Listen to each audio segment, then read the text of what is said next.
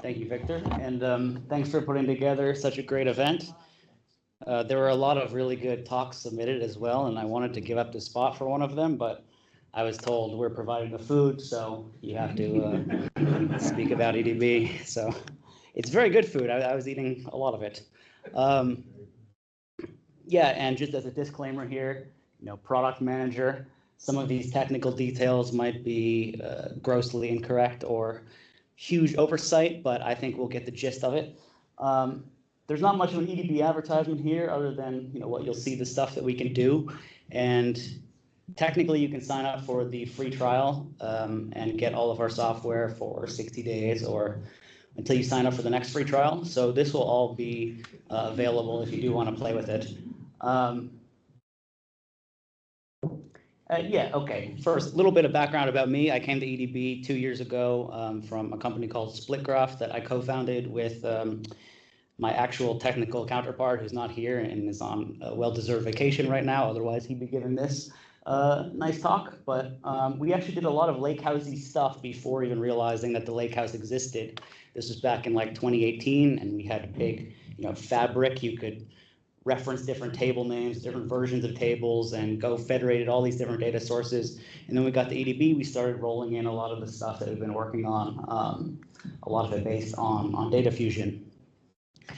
So this is kind of what we're building at a very simplified level. Postgres Analytics Accelerator, or PGAA, is just a Postgres extension at its minimum. I mean, it brings a lot of other batteries depending on what form factor you put it into Postgres with, but at the very minimum, you can have just PostgreSQL Community Edition, load this extension into it, Postgres Analytics Accelerator, and by default, it will bundle data fusion. A lot of the stuff that we're building at SplitGraph was built on data fusion, and at the time, we had data fusion and Delta, and it'll add this vectorized query engine to Postgres. Now, we're going to go in a bit about the other engines that are here. Well, mostly Spark. Warehouse PG here is a bit of an aspirational thing that I kind of put in here as a bit of a teaser. That's our Green Plum fork that we've revived from the graveyard of Broadcom. And there's some interesting stuff we can do when we put PGAA in there potentially. But at the moment, we're going to limit this to Data Fusion and Spark. And obviously, really, the real magic is in Iceberg. And we're going to talk a bit about how we got away from Delta Lake and why, and why Iceberg is good. So we were hearing about the business view earlier. This is a slide so simple, even an economic buyer can understand it. There's only 2, maybe 3 boxes, depending on how you look at it. This is ultimately what we're after with analytics is what's the fastest way that we can get the insights for the cheapest? And what we've done that's different than traditional Postgres is in normal Postgres, you just have basically your database, you've got your storage in the database, you've got your compute in the database. If you want to have another one, you got to either make another database, scale it up. We all know that it's an operational database typically, but a lot of people love Postgres so much that they abuse it as a data warehouse. So the really critical thing that we're doing with Analytics Accelerator and why we talk about bringing Postgres to the Lakehouse is we're separating the storage from the compute. It's obviously just details, Iceberg, Delta, Parquet. Tom was talking earlier, he doesn't care which one it is, Iceberg 1. But ultimately, the real value here comes from separating these two things. You get compute isolation, scalability, and everything. So this is kind of what we started with 2 years ago, almost now, when we started building it out. Simple, you put PGA into Postgres, that's your extension. We have data fusion as the vectorized query engine. We have object storage, Delta Lake. For a long time, we just kind of said, okay, your Delta Lake tables got there somehow, and you want to query them with Postgres syntax, with Postgres clients, so that as far as any one of your clients is concerned, they're just talking to a Postgres table in a Postgres database, and the data lives somewhere else. But the source of truth is in object storage, and so you could actually have a bunch of these boxes over there, a bunch of different Postgres instances of different sizes doing different things, whether you've got one for a dashboard, one for a big batch pipeline, or whatever. But our goal was really always to get towards this sort of HTAP ideal, where you've got one operational system, you've got your queries going in there, reading data, transacting on data, doing updates, doing deletes, doing inserts, and that's instantly reflected in the object storage analytical version that you can query through the same front end with Postgres or with any other engine that's compatible with the ecosystem. This was good, but well, I guess up at the top is the problem. So this was good, but the issue was we had the real-time replication working with Delta pretty quickly, actually. Basically, we built it on the Postgres wall. So basically, CDC changes come in, and we write the files in the Parquet files in object storage. But there's a whole bunch of problems with that. The biggest one being that copy on write is a big bottleneck. I mean, not only are the writes slow, but then because the writes are slow, that means that the wall builds up on the Postgres side. And this value prop you're trying to get where you can do analytics on your operational data without having any impact on your day-to-day operations just totally gets destroyed if it means that your database has to pay a tax for doing this replication. So the first reason that we really started looking at Iceberg, which was around last fall and also when it was kind of clear that it was winning the war, what was for this real-time replication that we wanted, and in particular merge on read. Equality deletes were really attractive to us, and basically that would unblock the update and delete flow. So we have one customer who has like 500 transactions per second of updates and deletes that they need to do. I mean, you know, an update is a delete plus an insert, but the Delta approaches wouldn't work for them in that case. So we really had to solve this problem. And we looked at Iceberg as the right solution for that, and it was just also nice that it was winning the war. So that got us the real-time replication, which is kind of the big reason for doing this, but it also got Iceberg REST catalog. And we actually objectively looked at all of the different Iceberg REST catalogs. Like we evaluated Polaris, and Lakekeeper came out on top. So you know, Christian said, look at Polaris. You guys don't have to because we already did, and it wasn't good. Now we can actually query Polaris, but there's a lot of it's rough around the edges. They're like OAuth. There's a lot of stuff that's not great. But you know, it was really nice to get this Iceberg REST catalog because up until then we were just saying, okay, you've got this Delta table in object storage. Create a table with Postgres, say it's here, and then query it one at a time. But not just the governance, but just basically the organization of data products was something you had to manually compose and put together. So it's really nice that we have this catalog implementation. We hope that eventually Iceberg REST catalog is also going to govern Delta Lake tables. I don't really see any reason why it couldn't, but until then, Iceberg has a leg up on Delta because it gets the governance story better. And Delta, you kind of have to go raw object storage, you know, get the access keys directly, give them to the Postgres engine, connect to the file system or object storage, whatever. Whereas Iceberg, you don't actually know that's an object storage. You just ask the catalog, where do I get this thing? It says, okay, here's the key, go get it. So that's great. We love Iceberg for all those reasons. Now, Data Fusion, we also love. I mean, we built a lot on Data Fusion, but the problem with Data Fusion, which isn't really Data Fusion's problem, but the problem of the architecture that we implemented is that it's still single node. Like you have one Postgres database, but you've got petabyte scale analytics that you want to do. You want to be able to scale out query execution. We can scale out workload isolation, like we can have a different data because you have this separate source of truth and object storage versus the compute. You can have dedicated compute for your batch pipelines, dedicated compute for your dashboards, whatever. But we don't have scale out query execution like MPP. Query comes in, you scale it out.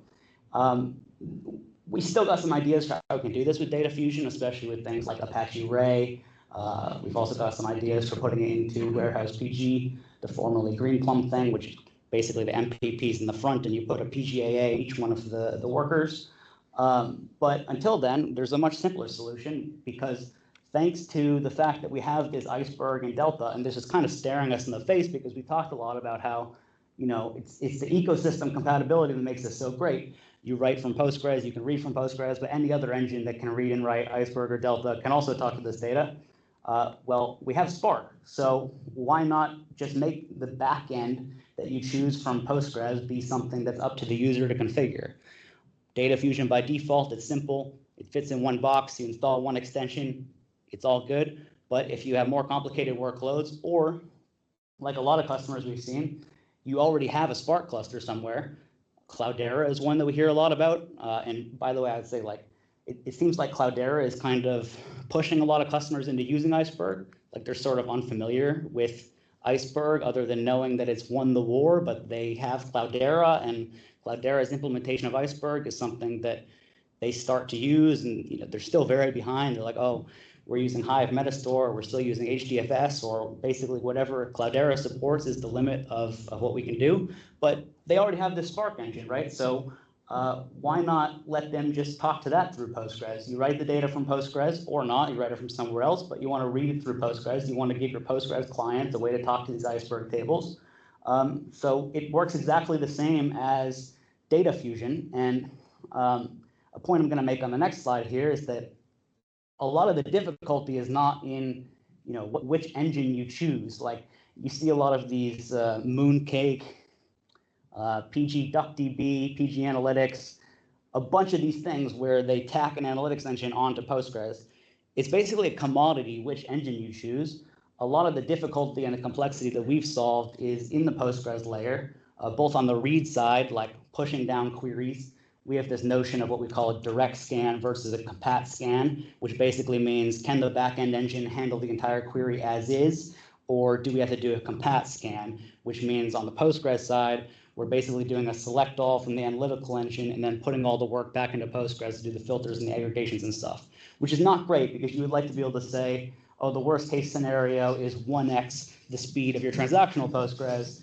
But in this situation where you have to do the compat scan and load all of the data effectively over like a naive FDW, you end up in situations where the compat scan is actually slower than it would even be with transactional Postgres. Whereas in the ideal case with direct scan, where like data fusion, for example, can handle the entire query, we see speed ups between 10 and 100x, just purely from the vectorized execution over the columnar storage formats, and then not to mention the storage savings.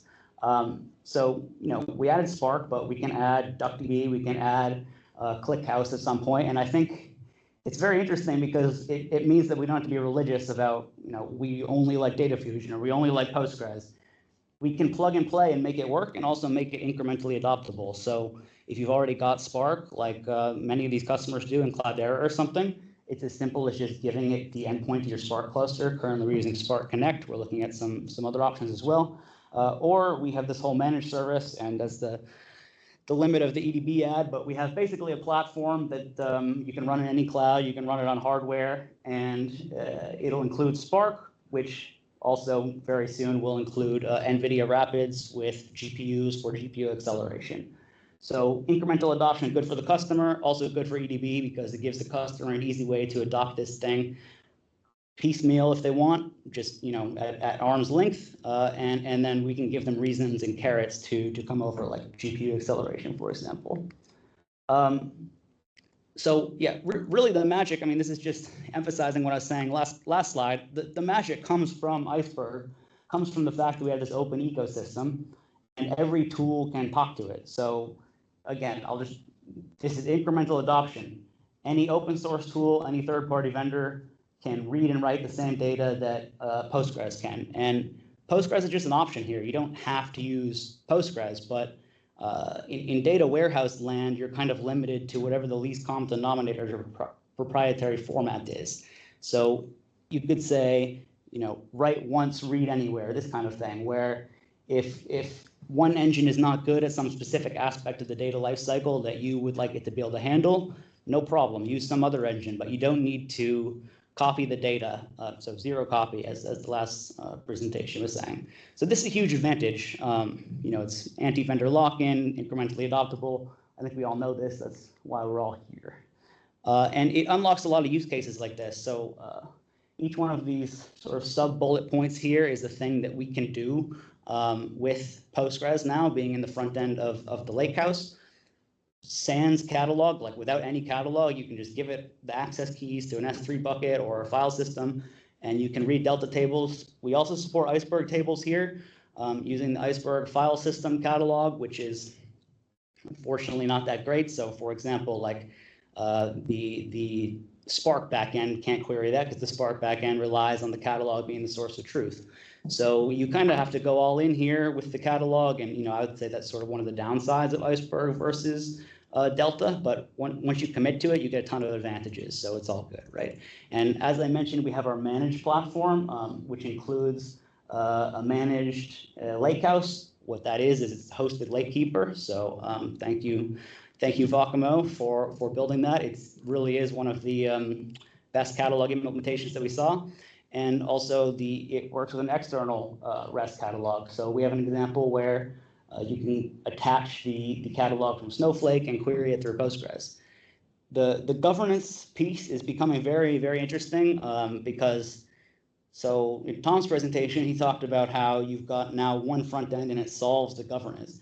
It sort of solves the governance. It also sort of just shifts the problem because now you've got this front door you can go through in Postgres or in his case Kafka, but you've also got any other query engine that can go through there. So we're still trying to figure out the best way to unify Postgres authentication and authorization with the Iceberg REST catalog. But I think the fine-grained access control stuff is very, very interesting. I would also like to see some sort of open policy agent type scripting for more expressiveness, but I think Iceberg REST catalog is making the right choice in making that not their problem because everyone is going to have a different implementation based on what their domain is. Something else just quickly mention here that we don't talk about too much here, but it's a big use case is the offload cold data, tiered tables. You know, this is your classic. You've got big time series or insurance claims, hotel bookings. The recent stuff is going to change. The old stuff is not going to change, but you need to keep it around. You need to have one view of it. I think that's interesting because it's an analytical system that we're using to solve the problem. You know, we offload the old data, we make it queryable with analytics through the same front end of Postgres, but it's ultimately a transactional pain point that we're solving. But that would really be the mixed usage that the mixed applications that Tom was talking about. So, oh geez, okay. Yeah, we're not going to get to the live demo, but this is what the syntax looks like. Okay, so for reading Delta tables and object storage, it's very simple. Basically, first you create a storage location. This is just like a named reference to somewhere in object storage of the file system where the Delta table is. Same concept for Iceberg. And then you say create table. This is just Postgres syntax. This is using a table access method. This is using PGAA is, and that's what's implemented by our extension. Notice there's no column specified here because we infer it from the Delta or Iceberg schema. You can specify something there if you want to widen a type or narrow a type or whatever. And in here we're just saying at this path there's this Delta table, so query it. And then when this query comes in, it's handled by our query engine, and you can see here it says cfoul direct scan. Cfoul is the thing that we were developing at SplitGraph. It basically wraps data fusion, but direct scan is what I was talking about before. That means the whole query gets pushed down to cfoul and is handled by cfoul or data fusion or whichever your backend is in this case. Iceberg table, exactly the same. Specify the file system location, specify where it is, and then query it. This is using the Iceberg file system catalog. Now, here we're not specifying credentials. This is a public bucket with demo data, but you specify credentials here, which, you know, that's the system key that we were talking about with like the old school authorization and the catalog. There's no catalog involved here. Catalog also works. In this case, this is the hosted Lakekeeper, and it's very simple. You just give the typical catalog information, warehouse. We also make you specify warehouse name because another sort of interesting thing with different engines is like Spark needs a different combination of the name and the ID compared to what Data Fusion needs or what our Iceberg RS in Data Fusion needs. So we specify both of them. But your typical catalog information, and then this attached catalog, you can either attach a catalog or import a catalog. When you say attached catalog, it means that we're going to keep it up to date. So the catalog is the source of truth, and when there's a new table pushed to the catalog, we're going to also create a corresponding table in Postgres. So you don't need to do what you did here with the create table, because we just look into the catalog and we see which tables are in the schema, and we create them for you, and then they're made available. And so if you write a new table after you've done that, it'll also be made available. And also if you delete a table, there's a lot of interesting corner cases and foot guns that come up there, which would be fun to talk about in another deep dive.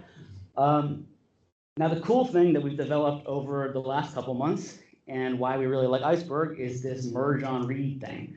So PGD and Lakehouse, PGD, this is an EDB product, Postgres distributed.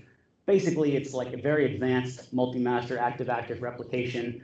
Just think of it like a super advanced replication between databases, except we're building on this so that instead of replicating into a database, we're replicating into Lakehouse tables and object storage, or really we're replicating into a buffer. We're basically doing the second option from Tom's presentation, where we're replicating into a buffer and then we're occasionally flushing that into object storage. But we're doing, and then we also do compaction later. So there's a merge on read on the object storage side where you've got your equality deletes and you do a merge on read at query time with your flush data. What we still need to add, I think, is sort of another merge on read layer in the Postgres side. Since you inserted your data into Postgres, you should know what's there. You should be able to do some merge on read at that side. But basically, yeah, writes the catalog, does equality deletes, we have compaction. And then if you go, so here in the PGD cluster, we basically just say replicate to analytics equals true. So we actually write data first, then we say replicate to analytics equals true. That does a bulk offload. You can also do this at the beginning, but this is just to demonstrate that we can enable it afterwards. And then if you go on to another cluster, in this case we call it a Lakehouse cluster, which is just an ephemeral PG instance with PGAA in it, and you attach that catalog where you offload it to, well, now you can query the transactional table, exactly as it should work. And the cool thing is then when you go back to your PGD cluster and you do an update here, just updating one row, then you wait for the flush interval, which is obviously configurable. And I think we're going to do something where we make that like either a really short interval or a batch size, and whichever comes first kind of technique. But for now, it's just a time-based interval. And after that time, which here is 30 seconds, I think, you go back to your Lakehouse cluster and query it again. And yay, you see the updated version. And the other cool thing that is here is that this is what it looks like to set the Spark engine as the preferred backend. So it's dead simple. Like you just say, I want the executor engine to be Spark Connect, and I want the Spark Connect URL to be this thing. In this case, this is in our managed platform, so this is like a local URL that we can give you, but this could also be your Cloudera URL. Your mileage may vary. We still need to test a lot of this stuff and make sure it works with their Spark Connect. And Cloudera also has like, they lag behind a bit on Iceberg versions, so that'll be interesting. But you can see here, Spark Direct Scan, same concept as the CFL Direct Scan. If we can send the whole query down to Spark, is it direct scan? Otherwise, it's a compat scan. And the other cool thing is that Spark Connect has a web UI, so you can go to the web UI of Spark Connect and see the query plan and what it looks like on that side. Yes, that is the end of the non-live demo. Thank you for listening for more than 15 minutes. And on an unrelated note, you're welcome for the food. These are just some quotes that we hear from one customer that I think is nice. And they're so early in their journey. Like we forget how far ahead we are in terms of the cutting edge here. I think we've made the right commitment towards Iceberg as opposed to Delta or whatever. Everyone sees that it's won the day, but customers themselves are being slow to adopt, and they're going to need the technologies they're using today to push them and enable them that way. So it's great to see a lot of different vendors adopting Iceberg. Hopefully some of them hurry up and adopt the equality deletes, especially. The equality deletes are very, very important for making the actual real-time stuff work. I know ClickHouse just added support for that, so that's great. Time is not permitting, but if anyone wants to see that later, we can do it. And like I said, it's a free trial. The docs need some work. Please reach out directly if you want like a walkthrough or something. And we're at the cutting edge, so it's all new and it's exciting stuff that works and very exciting future. So yeah, thanks. Thank you, Alex. It was great. Any questions? There are a few questions online. So. Yeah, you wanna start? Yeah. Yeah. Does it support Unity? Does it support Unity catalog for Apache? So we haven't tested it yet, but if you believe Databricks, yes. I mean, Databricks has their Iceberg REST, like whatever they call the imitation thing that pretends to be an Iceberg REST endpoint. We haven't tested it. We want to make sure it does support it. We started with testing Snowflake Polaris just because we heard from a customer who was using that. And I would say like that's where the rough edges emerge. Like every vendor has something they do differently. In Snowflake's case, it was, oh, we have to implement OAuth. So we had to make it so that you could either give it like the token that you get from the OAuth, and then you're going to have to recreate your tables every hour. But we had to add something, so you give it the OAuth token, and then we'll do the refreshes and stuff. Who knows what we're going to encounter on the Databricks side? I'm sure there's stuff like that. We haven't tested it yet. We need to test it. I mean, the other big one is S3 tables. Cloudflare's also got one, but I believe they may use Lakekeeper. You know, I don't know if anyone's allowed to say that, but hopefully it works because they use Lakekeeper. But who knows what they put in front of the thing? Yeah, so Unity, don't know, would like to make it work. Also, like Unity originally was Delta, and we almost went with the Unity open source catalog until we saw it was kind of like a fake open source deal.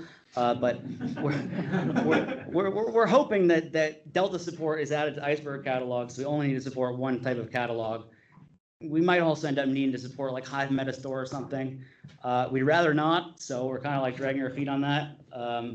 But yeah, at the moment, just Iceberg REST catalog, and specifically our favorite implementation of it, Lakekeeper. All right. And the second question was about like both Databricks and Snowflake, they offer Postgres capabilities now with the acquisition. Are you competing with them? I think there's really interesting places where we overlap, and like they're coming at it from an OLAP company trying to add transactional capabilities. We're coming at it from a transactional company trying to add OLAP capabilities. I think it's easier to go the direction that we're going, but I think it's a really positive signal that they are investing in this ecosystem. It's also a positive signal that we are one of the last standing enterprise Postgres companies. So, you know, if there are any other trillion-dollar businesses out there that have a shopping list, we are backed by private equity. Yeah, I mean, I think it's very validating that Postgres, especially, it wasn't a MySQL acquisition. You know, they didn't buy MariaDB. Postgres is definitely the bet that everyone is invested in. Kafka won the day, Iceberg won the day, and Postgres won the day. So we're all winners here. Wonderful. Thank you.